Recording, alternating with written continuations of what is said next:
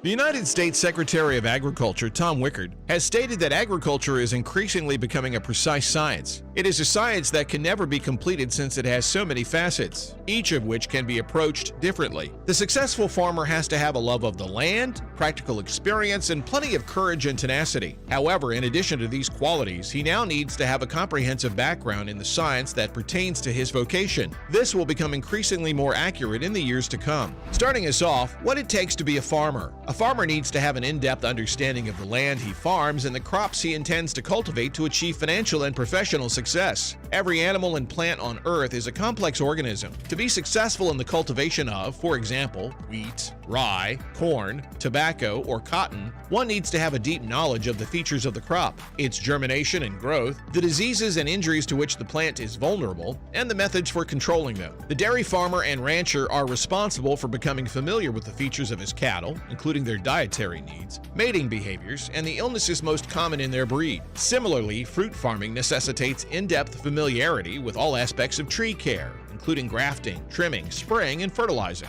A farmer should have a high sense of business, be able to sell his product where and when it is most profitable, keep adequate records so that he knows where he stands financially, and most importantly, plan his production to take advantage of the most favorable markets. In addition to learning things like these, a farmer should know how to sell his product where and when it is most profitable. Next up, how do you select a farm? After carefully analyzing the benefits and cons of farming over other vocations and deciding that farming would be a better option, you are now in a position to examine the following questions. Should I buy or rent a farm? Where should I set up my farm? Which sector of agriculture should I concentrate on? When making a decision, it is prudent to take into account a variety of aspects. To begin, you should only own or rent a farm if you already have substantial experience in the farming industry. Suppose you have yet to gain experience working on a reputable farm while being mentored by someone already established in the farming industry. In that case, you should refrain from attempting to run such a complicated enterprise, since there is a high likelihood that you will be dissatisfied and unsuccessful. If you have not gained any previous work experience, you should begin your agricultural career as a hired hand. Many knowledgeable farmers emphasize that it is preferable to begin involvement in the industry as a tenant rather than a purchaser. It is unwise to dive headfirst into farming as an owner-operator before you have given farming a try for yourself and determined whether or not you enjoy farming as a business, whether or not you are capable of making it a success, and whether or not you have chosen the type of farming and location you want. The area should have been developed for a significant amount of time, or if it is new land, it should be close to productive farming areas. The form of farming that brings in the most money in the room ought to serve as a guiding principle when deciding what kind of farming to engage in. For instance, Wisconsin is well known for its dairy products. Therefore, a dairy farmer probably has a far higher chance of succeeding there than in a region where farming is relatively uncommon. When looking for a farm, you shouldn't let yourself be led only by people with a vested interest in the transaction, such as a real estate broker looking to make a commission or a seller eager to unload his land. It is essential to conduct exhaustive research into the farm's history, including its yields, operating expenses, profitability, and other financial metrics. Advice is typically offered without charge and can be received from people that are both knowledgeable and objective, such as county agricultural agents. Regarding more general inquiries, the numerous farm organizations, state extension offices, agricultural universities, and experimental stations can assist.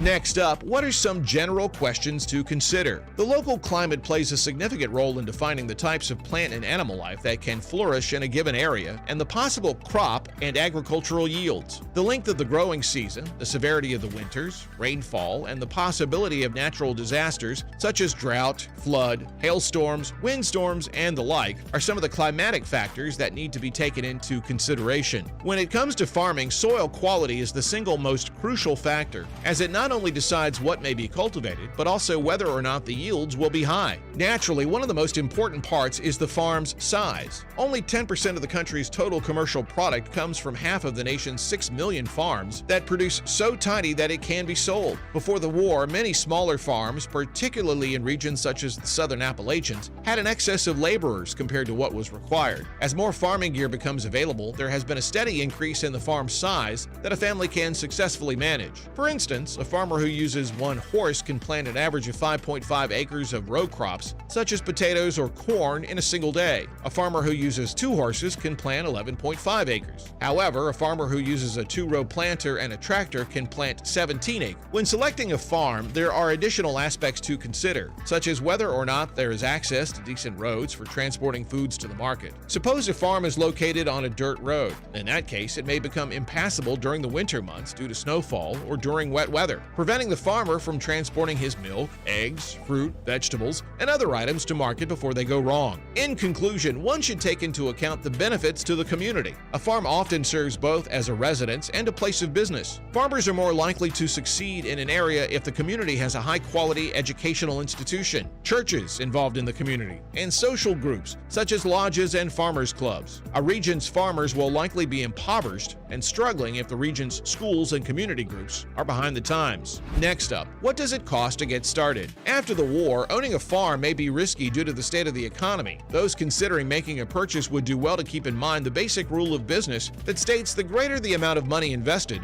the greater the revenue, and vice versa. If you are purchasing an already established farm, the price you pay for the land, buildings, and equipment is the most crucial factor in deciding the outcome of the operation. Even if crop yields were consistently excellent for several years, the business could still end up in financial ruin if the assets were purchased at artificially inflated prices and carried at a loss. A steep fall in fees from the levels seen during the war would make it challenging to keep up with mortgage and loan payments, resulting in the loss of the entire investment. The amount of starting money necessary to get started as a farm operator differs according to the type of farming that will be done. In a nutshell, 7 distinct forms of agriculture are more suited to being run by a family: truck farming, chicken farming, dairy farming, stock farming, cotton farming, wheat farming, and diversified farming. Farming on trucks or vegetables does not require much land, but the land used must be very fertile. In most cases, the price is comparable to that of a typical farm that is many times larger. The ideal location for a truck farm may be close to a town or metropolis where the product can be sold as soon as it's available. In other news, meet the millennial farmer Zach Johnson. Background: the Johnsons are from Sweden, and the first Johnsons to live on the farm did so in the 1870s. Becky, Zach's wife, runs the Millennial Farmer brand's business, including YouTube video, speaking engagements, podcasts, and merchandise. The couple is the 5th generation to live on the farm. They have 3 children within the ages of 4 to 10, and their niece, who is 18, lives with them as well. Like many other farmers, Zach Johnson still works the land he was reared on, which is close to Lowry in central Minnesota. "I grew up enjoying it," he has to say. However, Johnson also has another passion: racing on dirt tracks. After completing his secondary education and receiving his diploma, he enrolled in an institution to study the performance engines used in race cars. He says, "I always wanted to open my little shop." Despite this, he found this far more complex than he anticipated. "I was mulling over that concept, trying to figure out what course to take. I got my start in farming by working alongside my father,